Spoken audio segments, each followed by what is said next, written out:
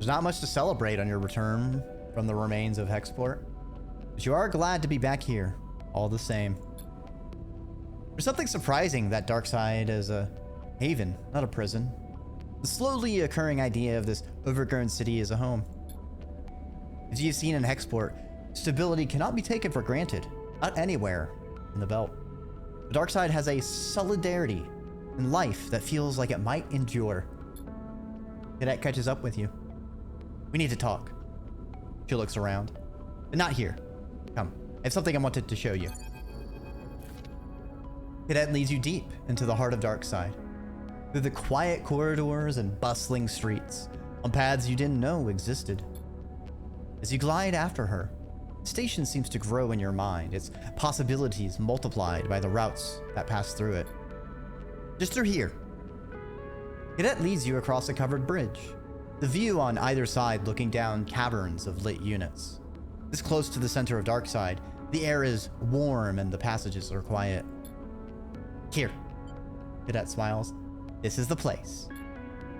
She points at a low and wide entrance, with storage racks inside. Next door is a smaller unit, with window looking out to the passage. Seems like a workshop, perhaps abandoned or never finished. It's dusty and dark.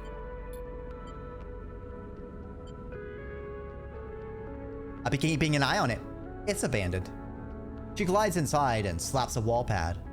Lights flicker on, illuminating a constellation of dust. It floats in the glittering specks. Why bring me here? When we've been on Darkside, I've been coming here. I just happened to cross it. But I knew when I found it... Want to start again, Sleeper? She knocks on a metal wall. And this is where I'm going to make that start. What we saw in Hexport, what's left of it, just confirmed it to me. We can't stop Senate Stat, as much as we can't stop the war. She runs a finger along the storage racks. We have, what? The drive? Our suspicions? Senate Stat is vast. How can we pin this to them, even if we wanted to? She looks over the workshop. I don't even want to think about it anymore. I want to start again. I want to work, ride my bike, and courier packages till I fall into my bed at the end of the day with nothing left. Cadet picks up an old corroded tool from the racks. I want to build something here, in spite of everything, in spite of the fact they could take it all away, because that's the point. To go on living without conceding, to go on building or trying to build something where we can find it.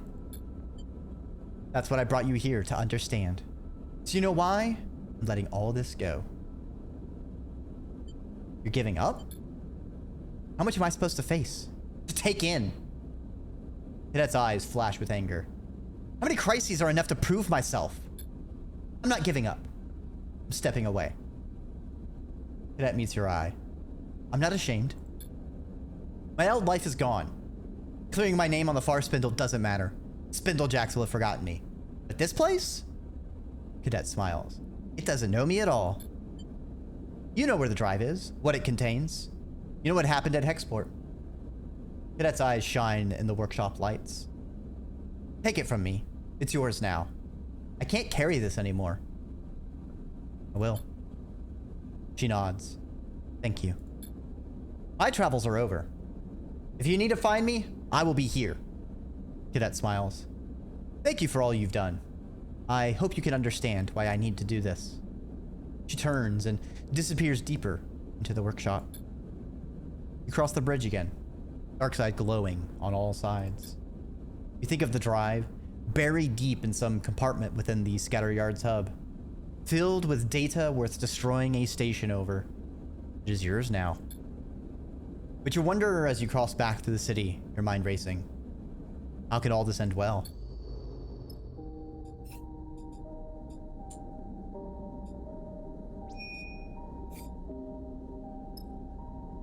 Okay. He gets snacks. I get mushrooms.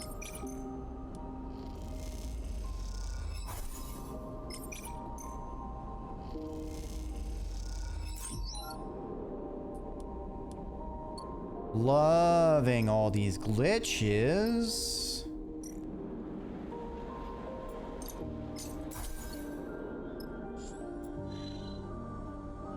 Okay.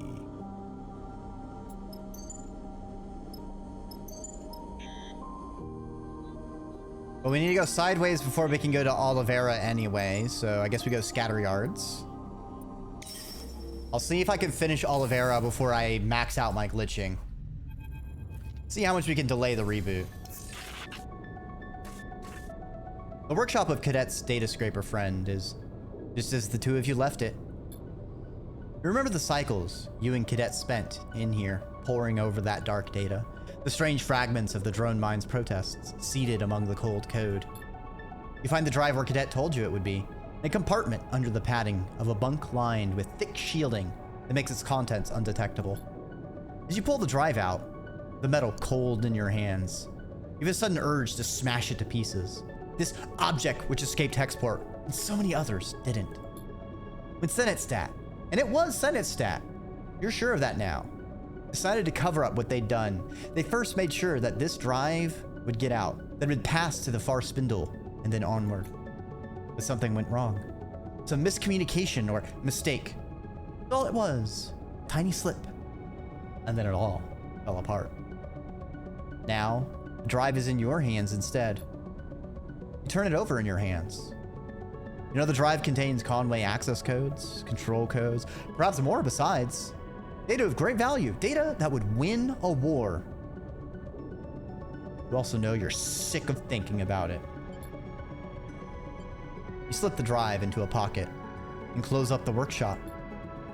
You head back to the rig. And as you do, you turn the drive over in your pocket, unsure of what the next step might be. As you glide through the hub, you pass shipfitters and crews, all moving on their own vectors. It feels strange to carry the drive past these people, all of them totally unaware of the threat it might pose to them, to this station. This fucker! You! What are you doing here? A friend you haven't met? You are no friend of mine, motherfucker. Oh, I'm going to burn you. Of course you're involved in this, you son of a bitch. Oh, I better get the option to put this fucking drive out in your eye. Oh, you Senate stat stooge.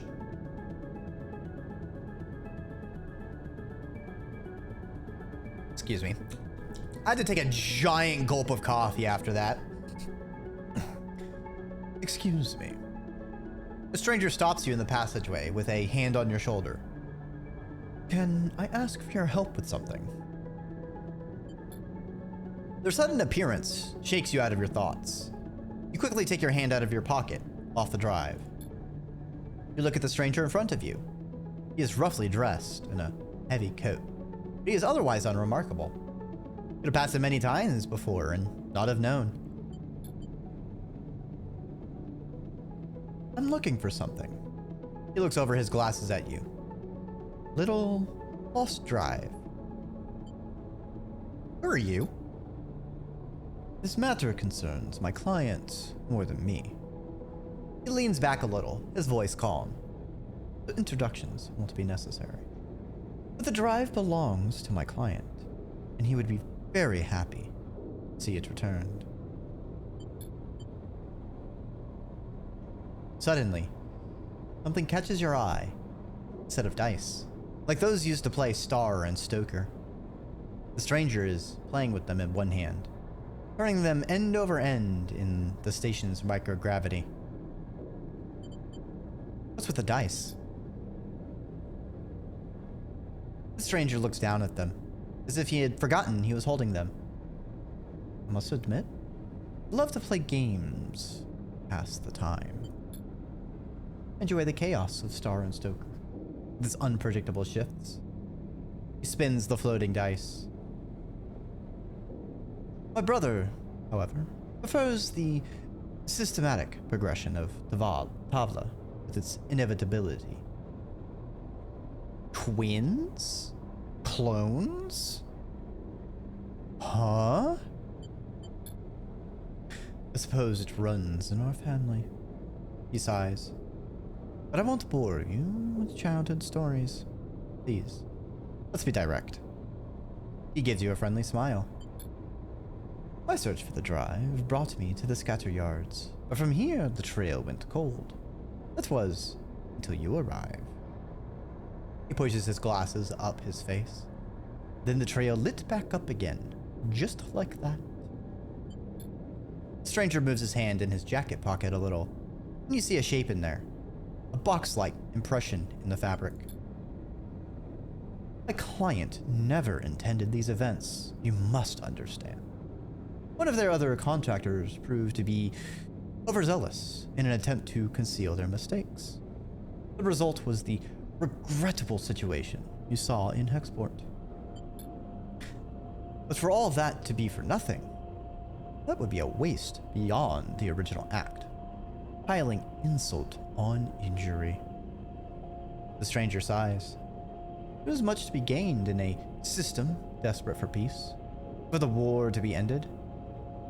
And wars tend to end when one side concedes.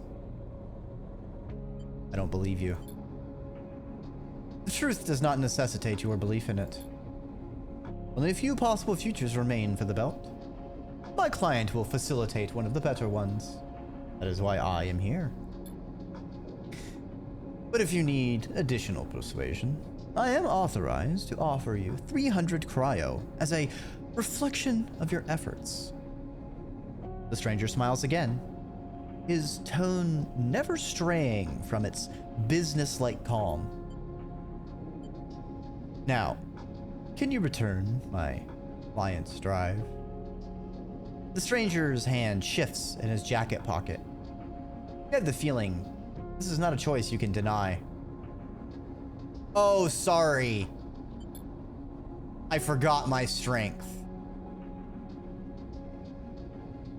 You grip the drive in your pocket, so hard the casing starts to crack. You see the stranger's eyes flash a warning.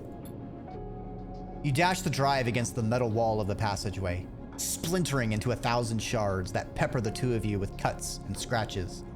Damn, what is that USB drive made of? Diamonds? The stranger shakes his head. Regrettable decision. You hold yourself ready, expecting a retaliation, but it does not come. The stranger simply turns and clunks away down the passage, not willing to waste another word on you. Your transaction is complete. You head back to the rig, and as you do, a weight lifts with each corridor, each junction. As you board the transit shuttle that will take you to Markov's yard back to the rig, think of Hexport, what was left of that place. You'll never forget what happened to the station, but you will not let it steer your future. Cadet refused to be sucked into that web of secrets. Now you refuse to. There will be no account of Senate Stats crimes. There will be no reckoning. But there will be a life outside of the future they want for the belt. You know it. The achievement unlocked was Stranger Danger. Yeah, that's a dangerous stranger, all right. Okay, let's refuel.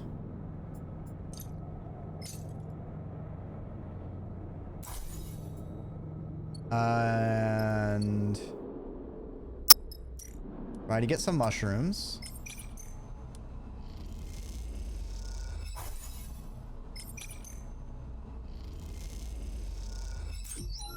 There we go. One more spin. 1 in 5. Damn. Okay. We have one last side quest. That will also bring us up to a nice even 4 skill points to upgrade a stat.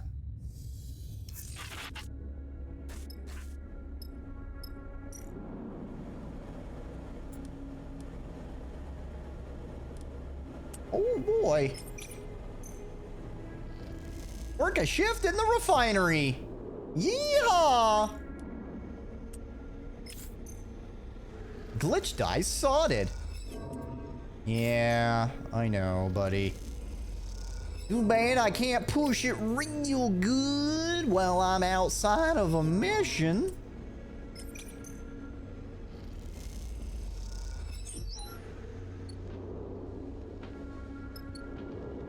At least I can do that task, which gives me energy.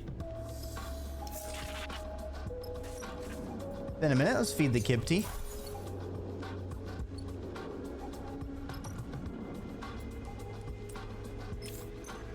One in 5. Damn.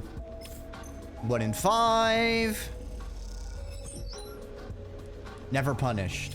1 in 5. That's what I'm talking about, baby. Never punished.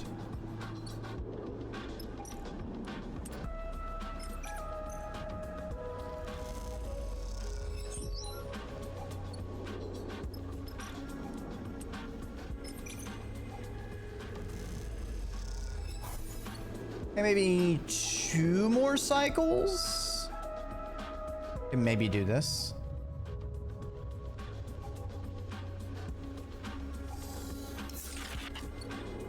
Ooh. Now them's some good dice. Wait, we only had 2 glitched? Interesting.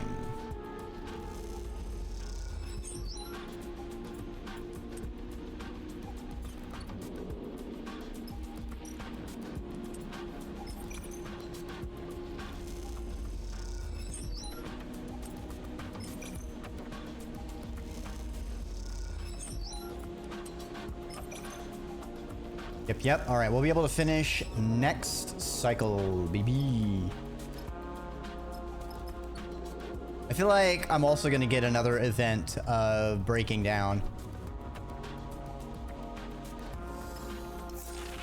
Oh, not yet. All right, we're still in the clear.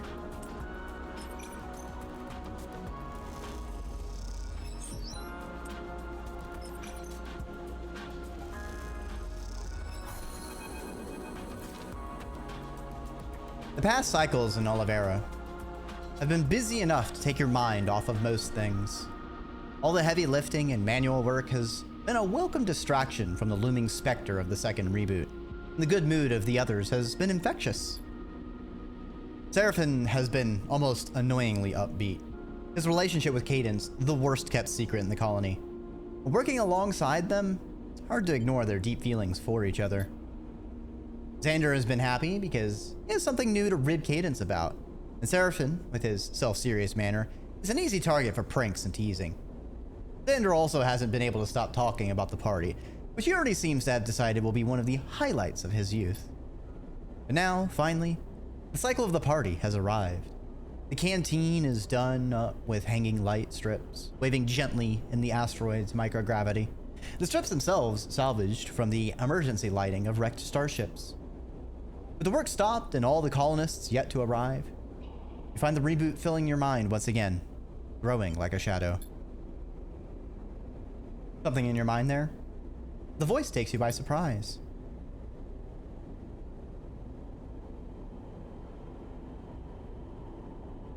Oh, this dude. He's still alive. Damn.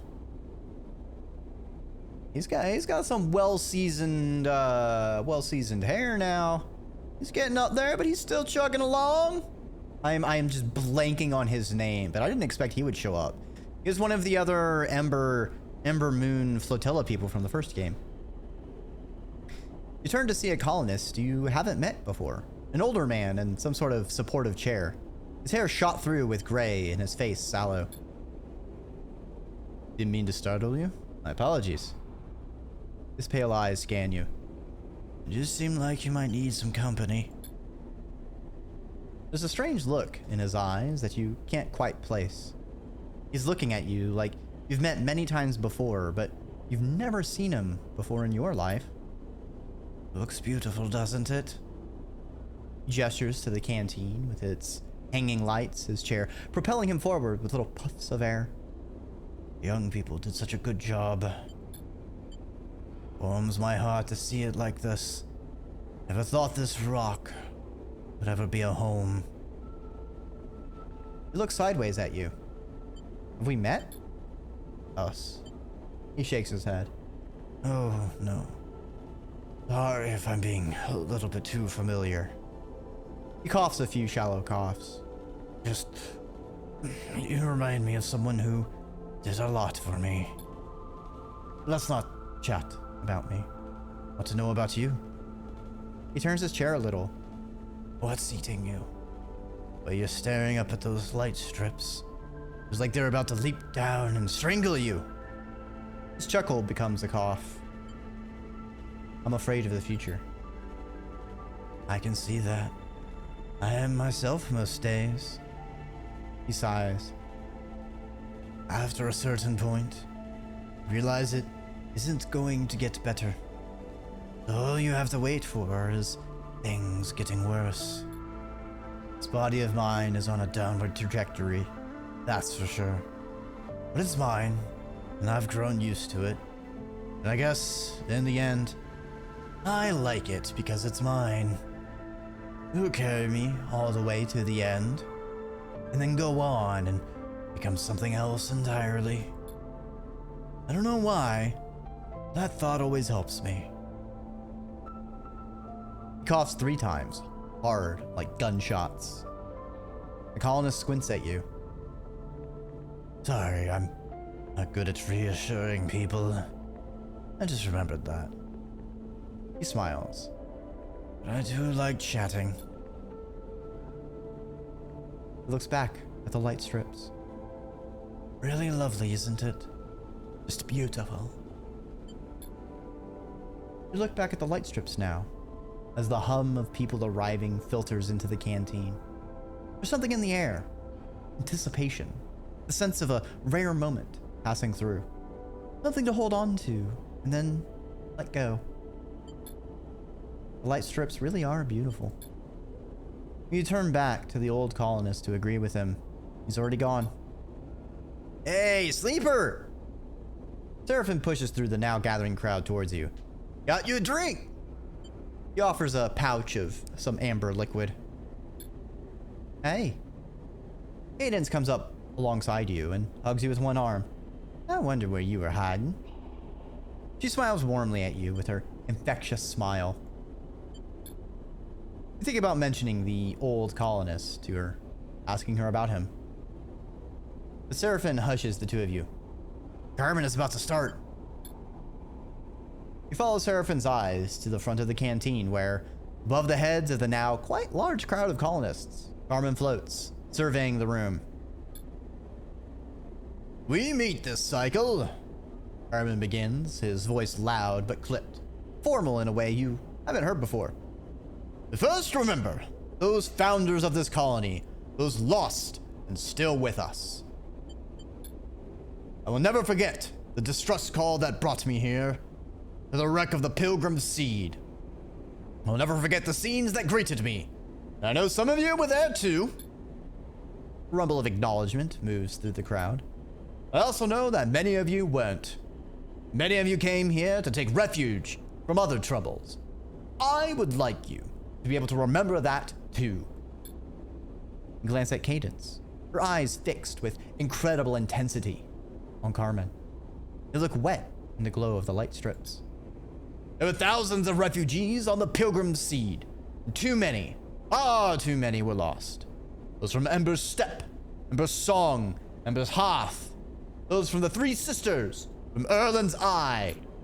Many are not here in Oliveria any longer, taking their own paths across the belt and beyond.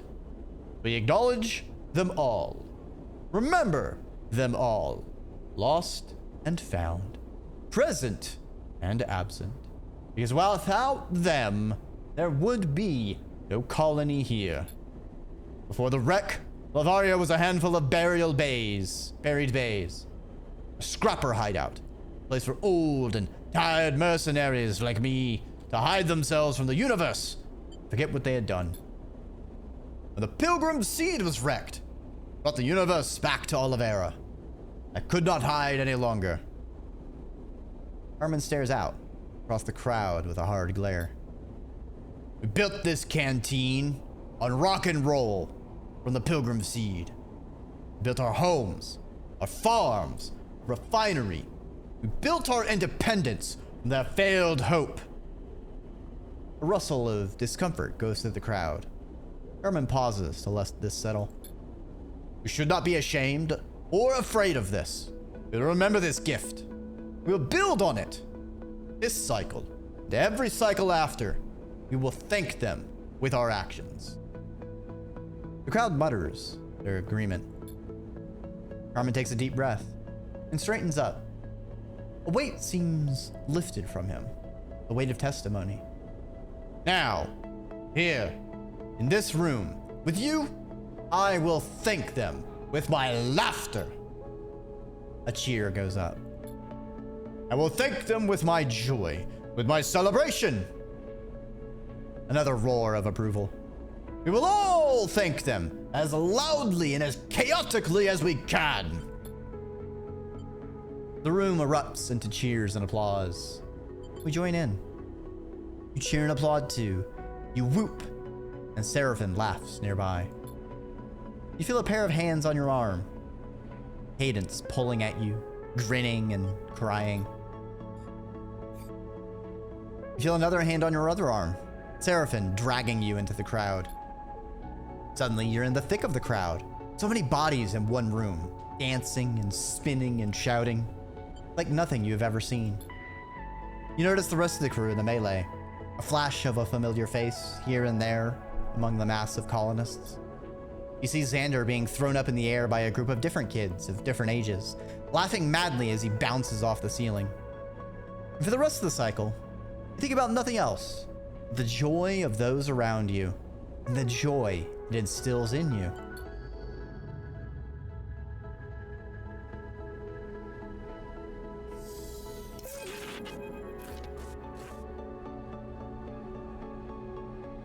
What a fucking roll.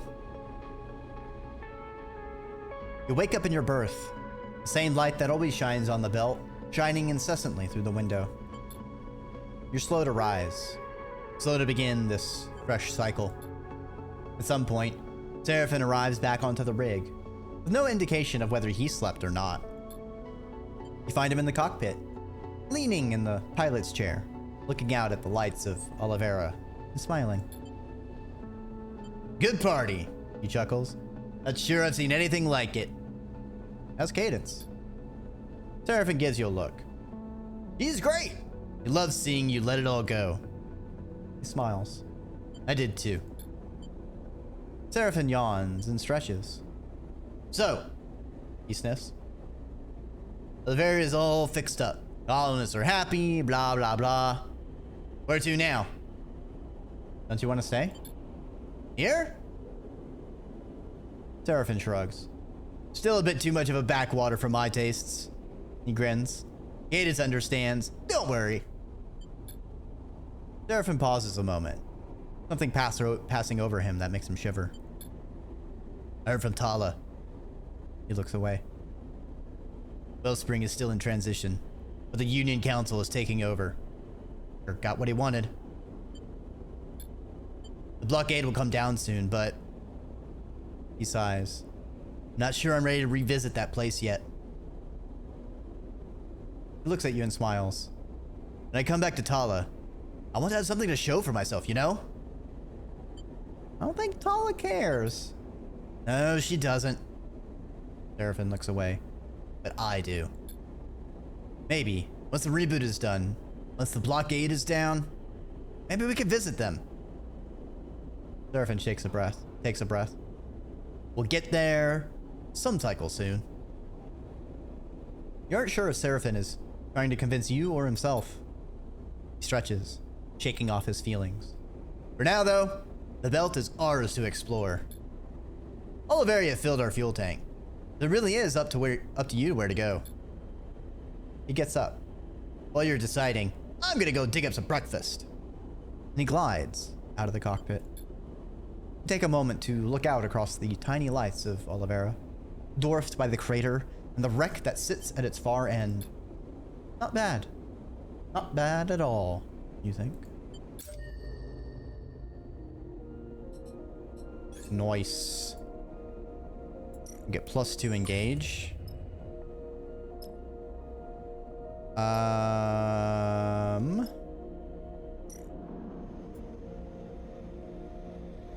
We need to get supplies. But also food's good.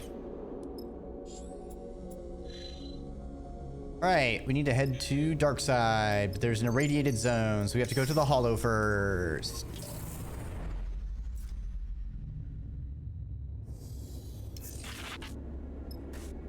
Okay. We feed Kipti. We get mushrooms.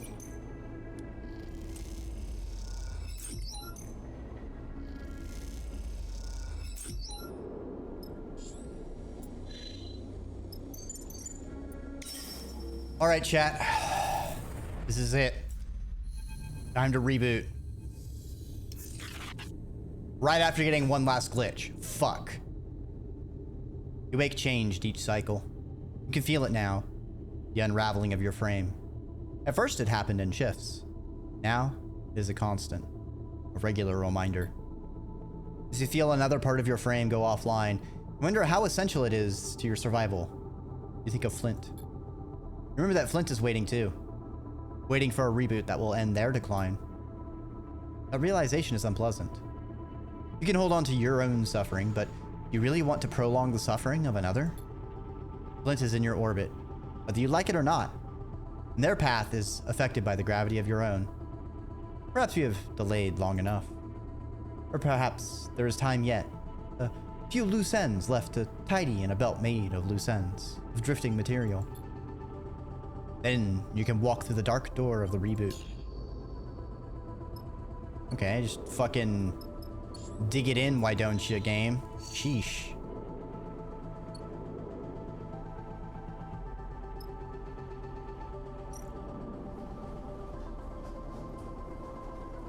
Okay.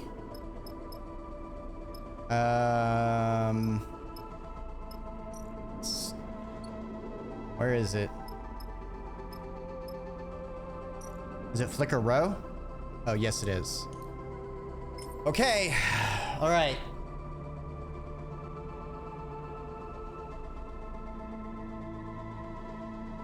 Time to reboot.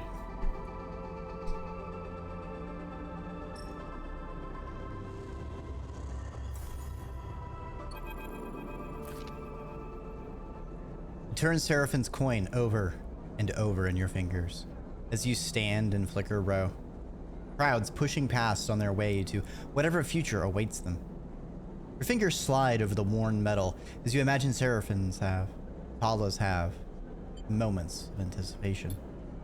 Perhaps others, before the coin came to be Talas, have repeated the same ritual, the same nervous routine. But their fingers were human. Born, not made. This intrusive thought makes you slip the coin into a pocket quickly, as if it had delivered a shock. You hear a hiss. The door of the shop slides open, revealing a snake, and then Nikita walks in. You see her eyes scan the crowds, almost offensively, before she spots you there and nods in your direction. Hey, Nikita. She looks around for a moment and then approaches you. She looks tired, but her stubborn ferocity bubbles under the surface. Bliss is waiting for you. She nods back towards the ship. Which I guess is why you're hanging around out here. Nervous? Of course. She looks around at the crowd. Look, Sleeper, you want my advice? You have to find a way to keep up with yourself. Change is constant. But sometimes you can get left behind. Nikita looks away. The signs of Flicker Row reflected in her eyes. I just remembered. I owe you an explanation. I promised to tell you why I wanted Utsubo out if we managed it. She shakes her head. Guess I'm not very good with promises. Why did you? Nikita is still staring at the signs. I grew up here, Sleeper. Did you know that? She doesn't wait for an answer. After I came to the belt, after Bliss and I... She pauses, not wanting to say it. When I had nothing left, this is where I came. When I got here, my home was gone. She grimaces. The Tsubo bastards had destroyed it, strangled the life out of it. I was looking for something to fight for on my own terms. Darkside became that for me. She sighs. That's all you're getting. Promise kept. And Kita looks over her shoulder. Look, Bliss wouldn't be happy if they saw me out here chatting to you when you're already late for your appointment. She smiles to herself. And I don't need more reasons for Bliss to be unhappy with me. She grabs you by the shoulders and steers you towards the shop's entrance. I'll catch you after. Don't you worry. She pushes you towards the door, and then turns away and disappears into the lights of Flicker Row. You take a final moment, and then will yourself inside, leaving the glimmering lights and the shifting crowds behind. Bliss is perched at a console. They turn as you enter. Finally. They smile weakly. You're making me think you wouldn't show. I saw Kita. Oh, yes. Bliss looks away. We're talking again. There's a lot to do, and she needs the backup. I don't think Kita does very well unless she's busy, so it's for the best. Bliss shrugs. I don't think she'll ever change, but people surprise you sometimes. They smile, tentatively. Anyway, Bliss sighs. This is not what you're here for. We need to focus on the reboot. I'm sure Serpent told you, but everything is ready. Bliss gestures to two couches with straps, freshly built connectors, and a bundle of wires at one end. I hope it will be comfortable for you both. Where's Flint? I was just getting some air. Flint leans in the open doorway, watching you both. Their pale face looks even more drained of color than usual. Flint comes inside the shop and nods to you. Let's do this. They take a shaky breath. I'm ready. Flint and Bliss go silent. The sound of the crowds outside filters gently into the room, mixing with the whine of the air recycler and the hum of the terminals. There's not much more to say. Bliss looks at you both. Okay. They pause. Let's begin. Bliss helps you and Flint onto your couches. You settle there and slide your arms and legs under the straps that will keep you in place. The connector, with its thick bundle of wires and waves above your head. Hard not to feel exposed, lying here on your back, anticipating what is to come. Even harder when the memory of waking up to this very same ceiling, with its bundles of dangling tech and scratched plating, forces itself into your mind. You've been here before. Last time you woke up in fear and panic. Woke to a desperate escape in a shattered mind. A reboot interrupted. The thought sets you trembling. But then, staring up at the same ceiling, the trembling dissipates. After all, you're back here now. That means you survived this crisis, grew from it. You took the hit and bounced back, unbeaten. All good there? Bliss's face floats into your vision. All good. Bliss smiles. How about you, Flint? You turn your head to see Flint lying beside you, stiff and still. They manage a tight-lipped nod. Looking at Flint staring up at the ceiling, like you were a moment ago, you feel a rush of sympathy. After all, they haven't faced this before like you have. They are stepping into a future they cannot see. You've been here before. Now, you're just completing the journey. We'll reach out. We can do a little hand-holding as row bros. You raise an arm, reaching across the gap between the couches. Your hand touches Flint's. They do not look at you, but they grip your fingers in theirs tightly. Flint's fingers feel different to human fingers. The thick vinyl skin, the repair patches, the pressure of the metal skeleton beneath. You know this is what your touch feels like too. And that recognition is like a connection being made. You close your eyes and feel something flowing between the two of you. Solidarity so embodied that it reverberates within you. I'm connecting you to the terminal. Bliss's voice already feels distant, lost in the noise.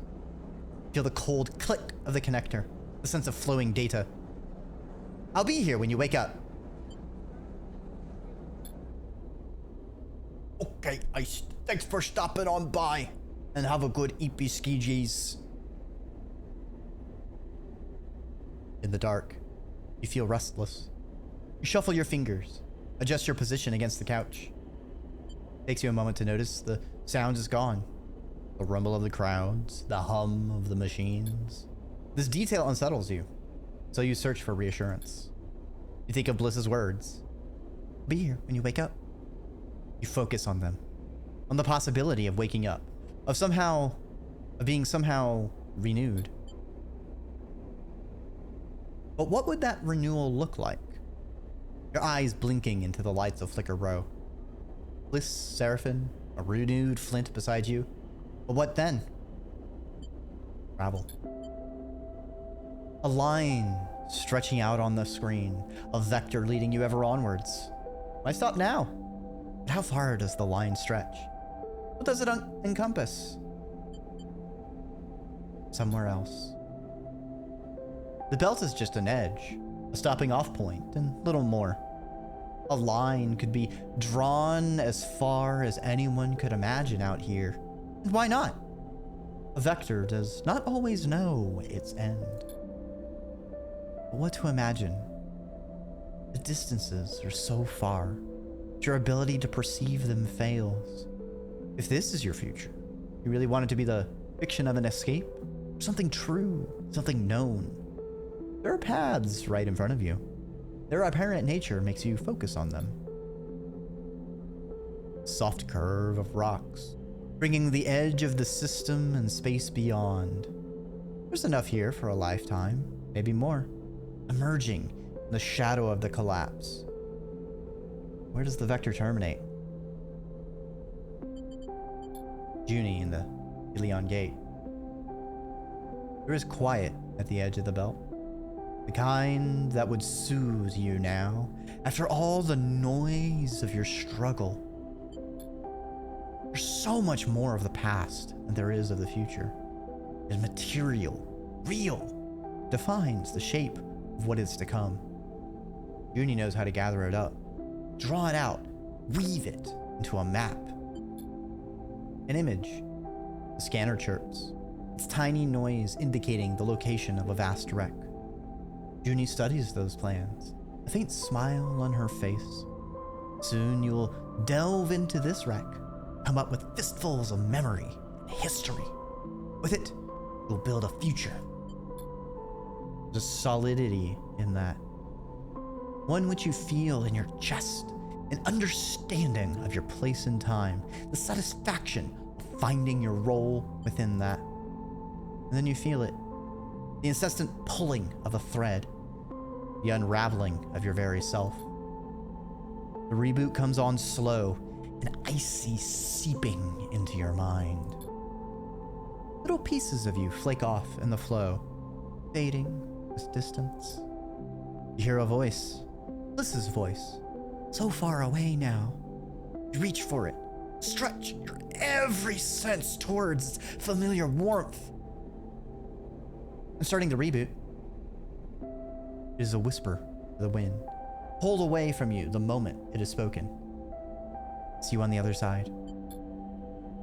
All of a sudden, you wish you could make it stop. The incessant entropy of time, the tumbling of rocks through space, getting further apart every cycle, disappearing into the vacuum ahead. The decay of cells, degradation of code, the corrosion and rot and rust. You wish in this moment to freeze it all, so you might hang on to it, preserve the warmth, the light, the softness at the heart of things.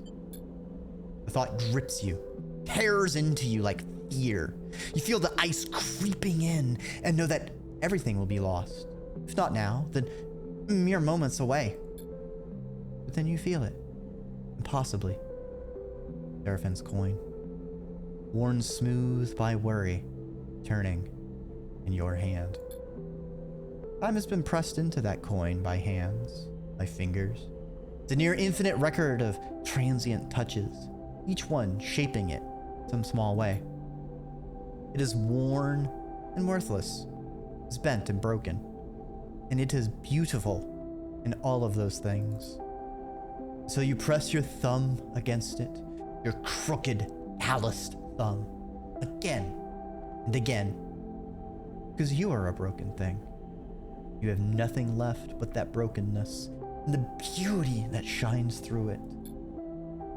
And then, somewhere nearby, a button is pressed, and all at once, one thing ends. Something new begins.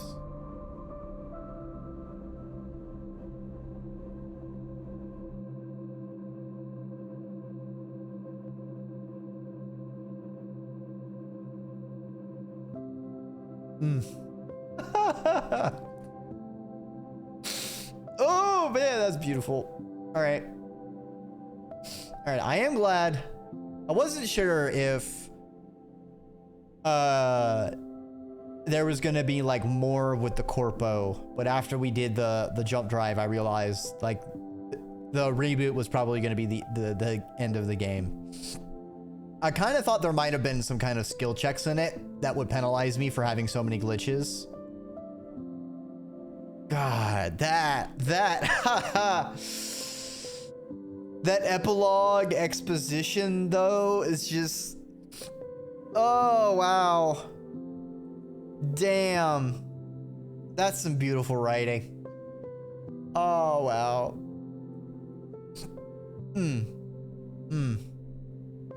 What a great game.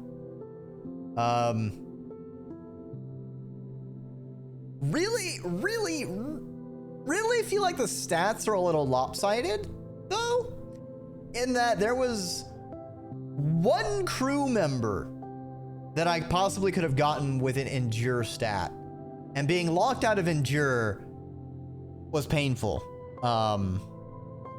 in so many situations, but we made it work. We made it work. I'm wondering if I might have still missed some things. God, what a great game. What a great game. Let's see if there's post credits.